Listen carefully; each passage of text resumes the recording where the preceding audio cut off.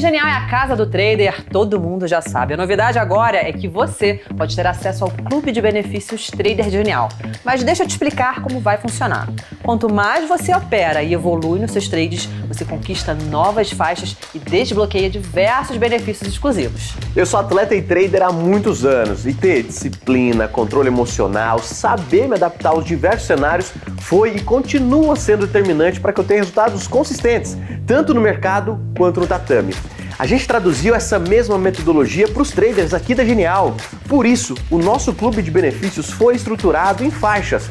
E a cada nível que você avança, você vai ter experiências que só um trader faixa preta aqui da Genial tem.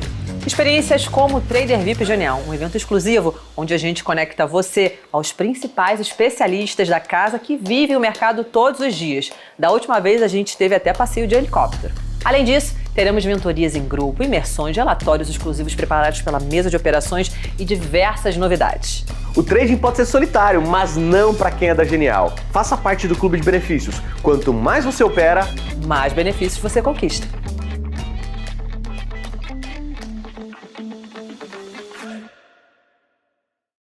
Olá, estamos de volta aqui com a Conversa com Zé Márcio. Tenho comigo aqui hoje uma grande amiga, tá certo? Uma grande economista, Zeina Latif. Olá, Zeina, tudo bem? Pois é, uma alegria estar com você. Obrigada pelo convite. Imagina, é um prazer enorme. Inclusive, é tão difícil se encontrar, de maneira que, pelo menos remotamente, tá certo? Acho que a gente pode conversar um pouquinho aí sobre o cenário, né? Que nós passamos aí os últimos 30 dias bastante complicados, né, com um ataque especulativo, segundo o presidente Lula, ao real, tá certo?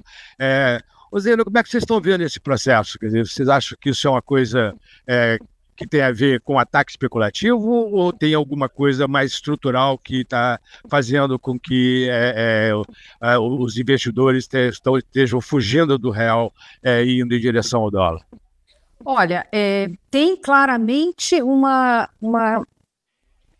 um rearranjo, quer dizer, uma arrumação aí, uma mudança de expectativas, né? Acho que havia uma crença muito grande em relação ao compromisso fiscal do governo, ao funcionamento do arcabouço fiscal. Então, acho que uma parte foi compreender as inconsistências internas do arcabouço fiscal, o quanto ele, aliás, qualquer regra fiscal, só para de pé se tiver, de fato, compromisso com contenção do crescimento de despesas obrigatórias. Isso valia para a regra do teto, vale agora também.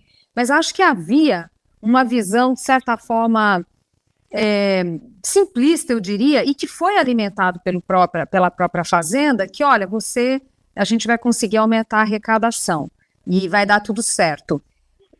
Aliás, aqui, Zé, acho que tem que colocar duas coisas, quer dizer, por um lado, uma confiança da força do ministro e, de alguma forma, funcionar esse arcabouço, mas não que resolvia os problemas, porque quando foi anunciado o arcabouço, em nenhum momento isso trouxe melhora das projeções fiscais. Então, era uma coisa meio do caminho, olha, não vai ser desse jeito que o ministro está falando, mas pelo menos a gente não vai para um quadro em que a gente pode, né, ter um maior descontrole de gastos. E acho que teve esse rebalanceamento, esse ajuste das expectativas. A outra coisa, obviamente, bom, isso, claro, pano de fundo de uma mudança lá fora também, claro, né, mas puxando mais para a discussão aqui dentro. E muito ruído, né, como já amplamente colocado, das falas do presidente, colocando mais ruídos em um mercado que é mesmo propenso, quer dizer, o mercado financeiro, ele, na hora que não tem parâmetros, na hora que tem bateção de cabeça no governo, você fica mais suscetível a efeitos de manada, né? Então, acho que foi uma mistura dessas coisas, uma reavaliação de expectativas e muito ruído pela falta de parâmetros por parte do governo do que é a agenda. Né? Vai manter meta, não vai manter meta, vai ter contingenciamento, não vai ter contingenciamento, o que vai vir de medida estrutural, e a discussão do Banco Central, quer dizer, foi uma avalanche de ruídos que deixou o mercado muito sem parâmetro. Agora, Zena, quer dizer, lá atrás, quando o arcabouço fiscal foi anunciado pelo ministro Fernando Haddad, tá certo? Houve quase, eu diria, quase um consenso de que o arcabouço fiscal não ia conseguir ficar de pé, que era um arcabouço que seria suficiente para ganhar algum tempo, mas que, como o arcabouço era um arcabouço que tinha por princípio aumentar gastos e aumentar impostos para aumentar receitas, para financiar o aumento de gastos que já estava acontecendo, tá certo? Que no médio prazo, quer dizer, a relação dívida-PIB ia continuar aumentando e, consequentemente, se em algum momento essa questão, quer dizer, o arcabouço poderia cair, tá certo? Basicamente, você acha que isso foi o que aconteceu agora? Ou você acha que aconteceu algo mais? Por exemplo, que nós tivemos lá a medida provisória 1202, que foi rejeitada, depois tivemos a 1227, que foi rejeitada, que é o seguinte, que na verdade é um sinal de que essa estratégia de aumentar impostos para aumentar receitas para pagar gastos que já estão sendo feitos, chegou no limite. Você acha que essa é uma análise razoável desse processo? Olha, perfeito, que bom que é conversar com você. Tem duas observações aqui. Uma, que foi uma diferença entre a visão dos economistas em relação ao arcabouço, e a outra coisa foi o posicionamento de quem está ali na linha de frente dos mercados, que falou, olha, os economistas estão falando que esse negócio não é muito bom, não.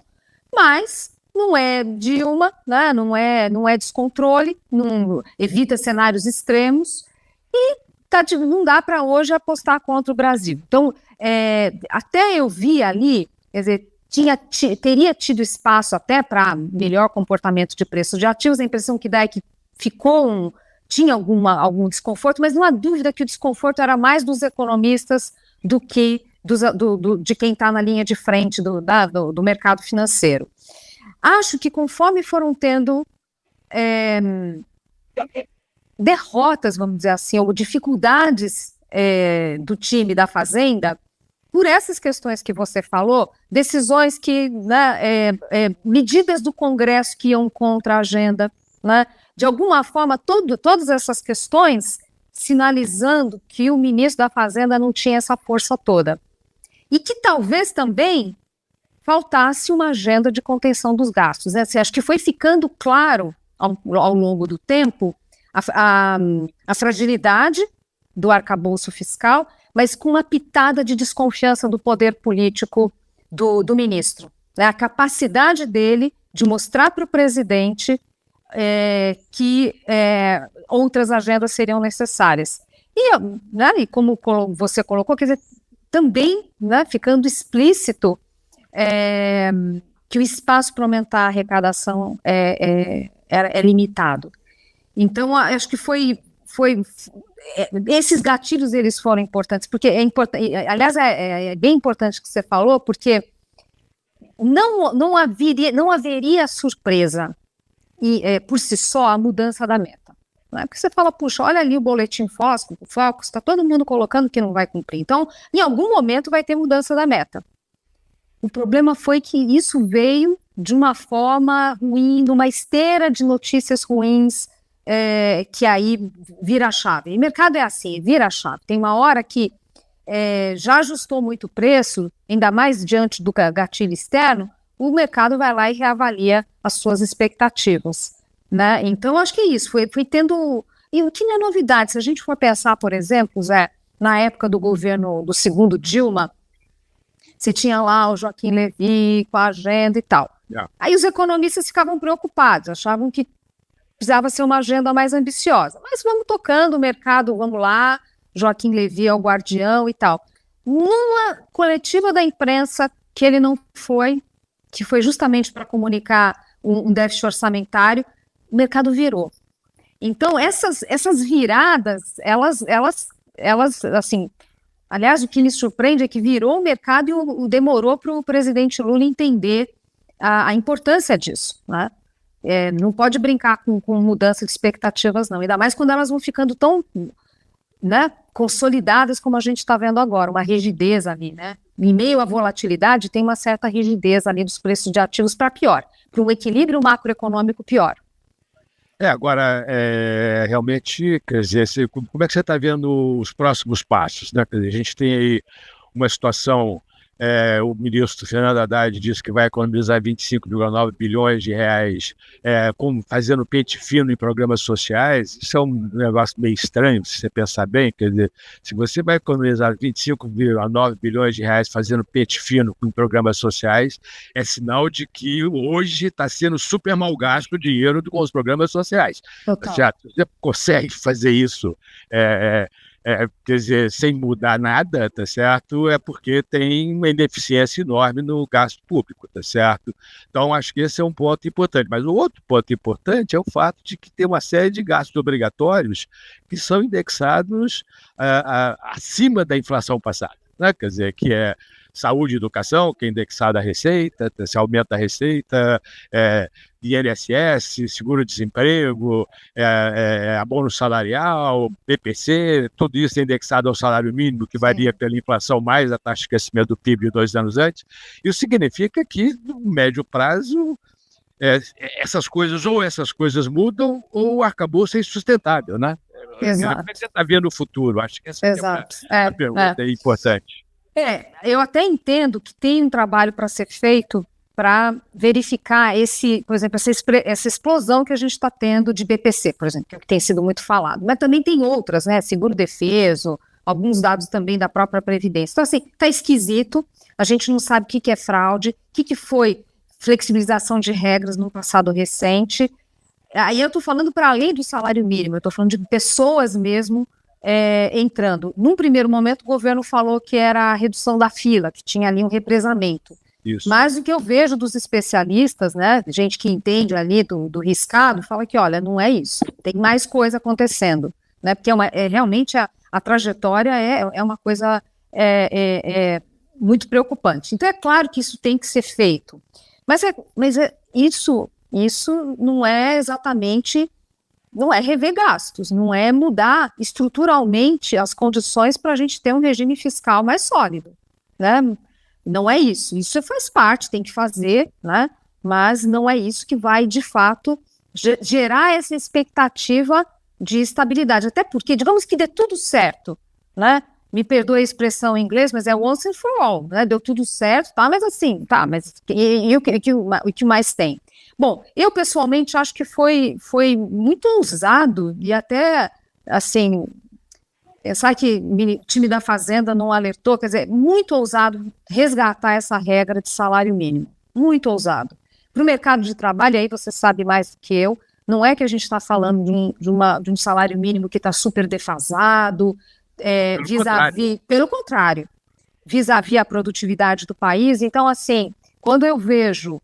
para além de discussão do quanto o mercado de trabalho está apertado ou não, mas quando a gente vê ajuste nominal de 9%, preocupa, né? A sorte nossa é que não está tendo uma tremenda inflação lá fora, a inflação no atacado no mundo está baixa, então a gente não está tendo pressões de custos, então ajuda a isso não gerar, né, uma pressão inflacionária, se somar a outros fatores e gerar, de fato, uma pressão inflacionária muito forte.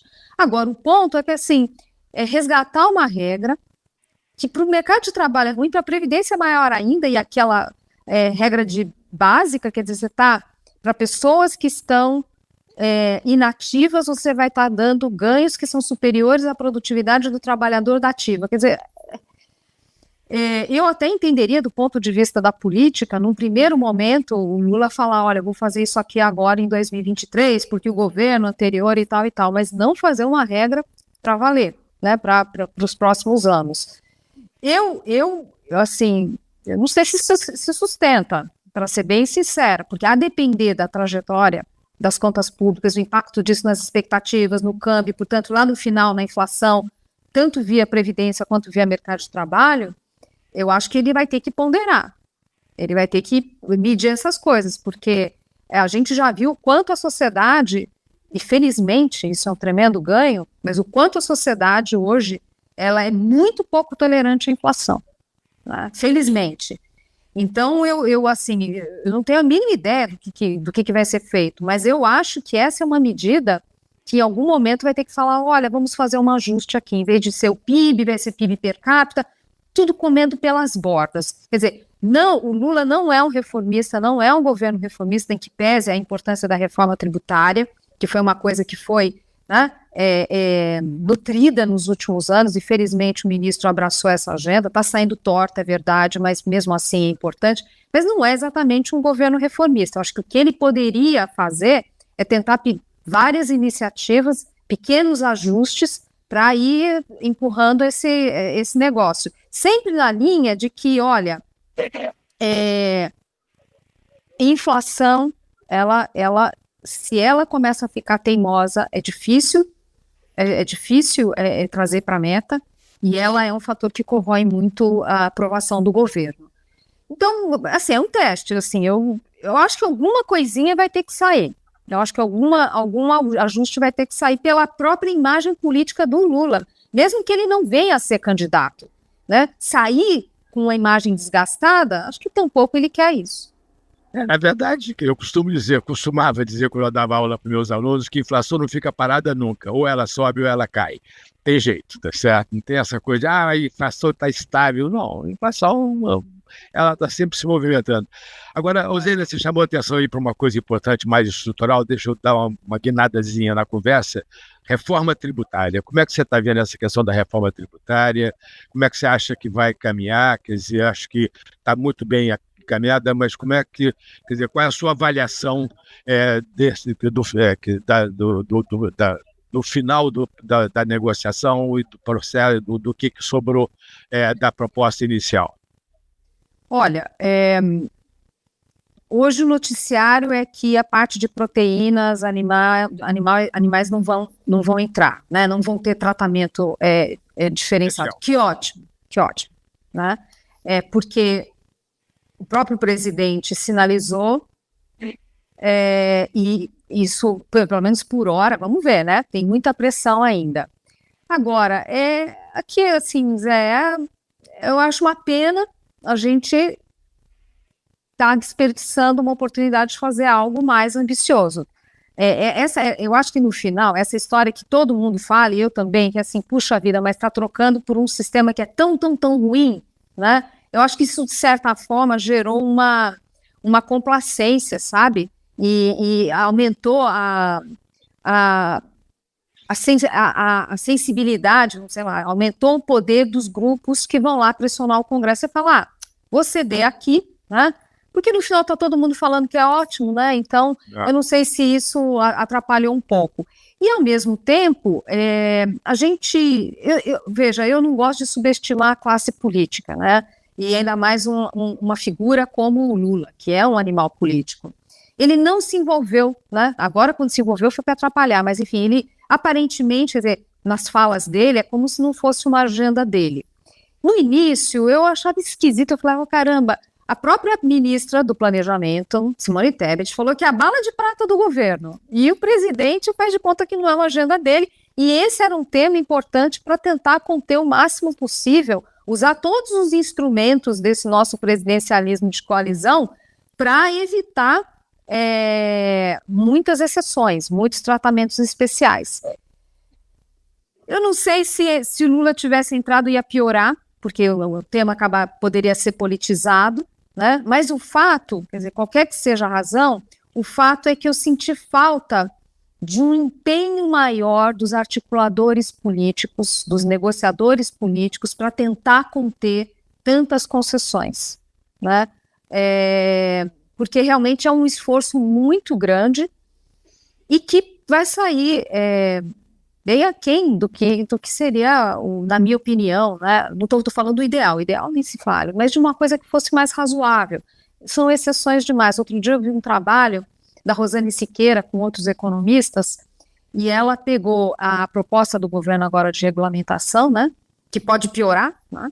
E aí, no trabalho dela, a cesta básica, todos esses itens que são alíquota zero, no estudo dela, aumentam a alíquota padrão, modal, em 4,3 pontos percentuais.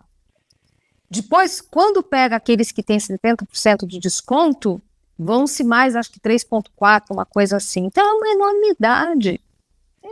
É muita coisa. E para um imposto que é que é regressivo. Então, no final, você está dando uma mão e tirando da outra. No trabalho dela, ela simula como é que ficam os indicadores, tipo Gini, enfim, indicadores para medir o efeito nas classes populares. É pífio o ganho. É pífio. Então, assim, você vai aumentar a complexidade, com risco de aumentar a judicialização, né? Aumentar não, mas não ter tanto benefício, tá?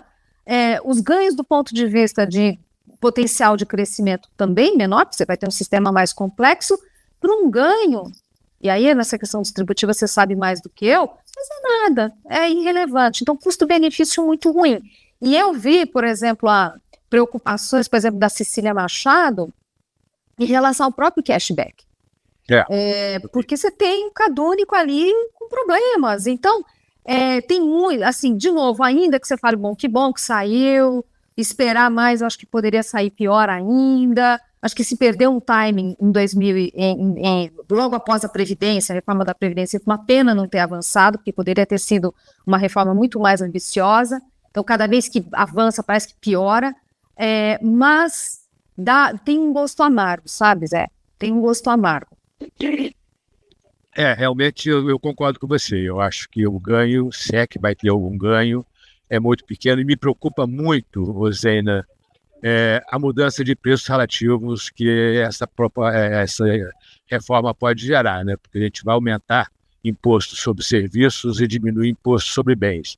Isso, do ponto de vista econômico, é bem positivo, porque, afinal de contas, você exporta bens e não exporta serviços.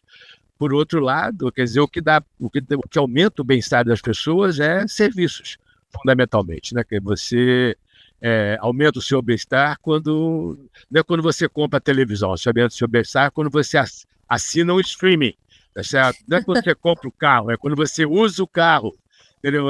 Isso, serviços é que gera aumento de bem-estar, tá certo? Então me preocupa um pouco na hora que foi introduzida a reforma tributária, né, quer dizer, até o final, como é que vai ser essa questão dos preços relativos, quer dizer, como é que isso vai se comportar, isso me preocupa particularmente.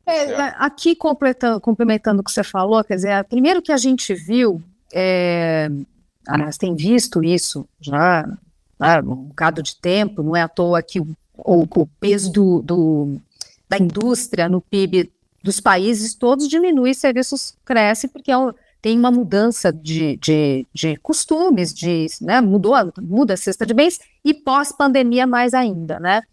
Mas tem um ponto que é assim, a forma de lidar com isso seria algo que não está na mesa, e nem vejo condições orçamentárias para isso, que é desonerar a folha para todo mundo, pelo menos para de novo, é até ousadia minha falar desses temas que você é o cara, né? Mas assim, precisaria correr com essa agenda, pelo menos desonerar para os salários baixos, não sei, um mínimo, sei lá, alguma coisa assim, mas o ponto isso vai ser um fator essencial para o setor de serviços, inclusive pensando em empregabilidade das pessoas, porque todo mundo vai começar a usar, onde puder, tecnologias para não ter gente, porque gente, né, o trabalho não gera crédito tributário. Não é? Formalização, né?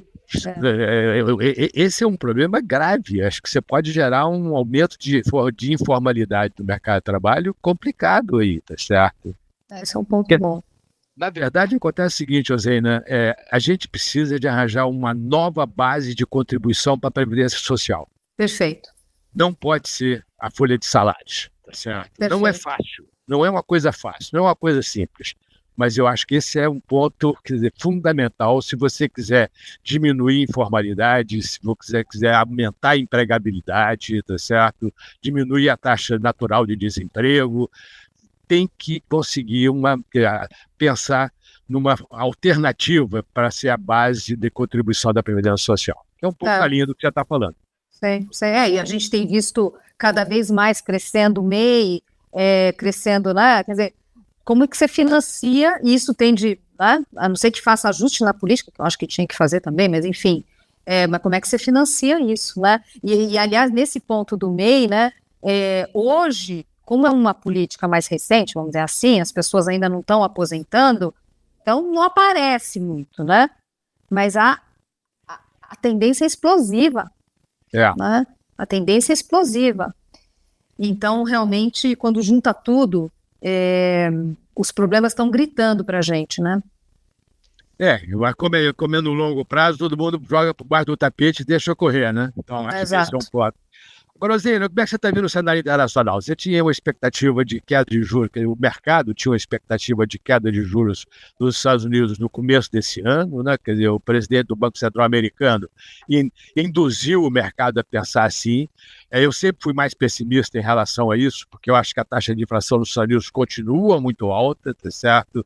Se você quer levar a inflação para a meta de 2%, quer dizer, você ainda tem um trabalho para fazer. Como é que você está vendo esse processo? Você acha que agora a expectativa é setembro, tá certo? A gente aqui está com uma expectativa de que o mais provável é uma queda de juros em dezembro, mas acho que isso é o mais pessimista aqui nesse momento. Como é que vocês estão vendo isso? Eu tô com a mesma cabeça, viu? Tô com a mesma cabeça. Assim, quando eu vejo o nosso presidente do Banco Central e vejo deles, eu acho que o nosso é muito melhor, porque ai meu Deus do céu, esse homem é muito atrapalhado. Não, os erros do Fed, Deus do céu. Eles erraram no aumento da inflação e erraram na queda. Então até melhora um pouco a nossa autoestima aqui, né? Porque realmente eles são ruins nesse negócio e era para ser bom, né? Mas enfim, mostrou que essa coisa de inflação eles não sabem pilotar, não. Subestimaram a questão fiscal lá o tempo todo, fazem comunicações dando certeza de onde não dava para ter certeza. Olha, Zé, eu estou com a mesma cabeça. Veja, a única coisa que eu vejo assim positiva, quer dizer, quando houve muito questionamento, na política monetária do Fed não está funcionando, eu falo assim, está funcionando sim, né? É porque uma parte é enxugar gelo, porque tem fiscal que não é brincadeira, né? Mas está funcionando. Tem um déficit primário de 6%, 7% do PIB. Não, é uma loucura. Você olha a trajetória dos gastos, claro que não é o mesmo patamar, claro, da pandemia, mas quando você olha a derivada, quando você olha a inclinação e compara com o pré-pandemia, é muito forte esse negócio, né? E, enfim, num mundo mais protecionista e tal. Agora, então, assim, tá funcionando, vai cortar, o próximo movimento é cortar, não é subir e tal. Agora, para além desses pontos que você já colocou, da inflação teimosa, essa componente fiscal que eu acho que o Fed dá pouca atenção para isso, eu acho que tem um constrangimento por causa das eleições. Né? Quando a gente olha essa discussão, o ciclo político nos Estados Unidos afeta a política monetária, geralmente a resposta é não. Eu acho que nesse caso afeta. Claro e ainda mais com um candidato como o Trump. Né? Então, eu acho que para o Banco Central, para o Fed cortar juros, tem que estar muito redondo, para ele não ser acusado de forma alguma de estar antecipando um movimento e aí isso ser acusado de algum viés político. Então, eu estou com a cabeça também, um pós-eleição. Antes da eleição. Tem um ponto importante, né, que é a proposta de política econômica do Trump, é uma proposta, você pode concordar ou discordar, não importa, mas é uma tarifa básica de 10% sobre todas as importações nos Estados Unidos, uma redução, a manutenção da redução dos impostos que foi feito lá em 2016, tá certo? E menos regulação, que, em princípio, a expectativa é que isso pode ser inflacionário, o que pode forçar o Fed a ter que aumentar juros novamente, quer dizer, e você reduz juros agora e depois volta, quer dizer, não acho que é razoável. Teria que esperar um pouco. Teria que esperar, eu concordo. Momentos de muita indefinição, eu não acho muito adequado mexer com a política monetária, nem lá nem aqui, sabe? Para ser bem sincero, tu já me perguntaram, mas você acha que tinha que subir juros? Pelo amor de Deus, não. Agora, né? Não faz sentido. Pode ser que até o final do ano até precise, mas agora vai complicar. Não faz sentido. Não, tudo bem. Ô, Zena, muito obrigado por ter aceito nosso convite. Foi um prazer enorme ter você aqui conosco, tá certo? Não quero tomar muito mais do seu tempo. Muito obrigado. Muito bom te ver. Muito bom conversar com você. Olha, Zé, é um grande prazer. Adorei a conversa. Até mais. Beijo. Beijo. Tchau, tchau. Você já pensou em investir no seu futuro e ainda receber um bônus por isso? Investindo no Tesouro Direto, um dos investimentos mais seguros do mercado e com uma rentabilidade que supera a poupança, aqui na Genial você ainda tem cashback garantido. Independente do valor investido, que pode começar a partir de R$30, você recebe uma fração de um título do Tesouro Direto como cashback. Simples assim. Investiu? Ganhou. Invista no seu futuro com a Genial e tenha o seu dinheiro trabalhando para você e ainda com garantia de cashback.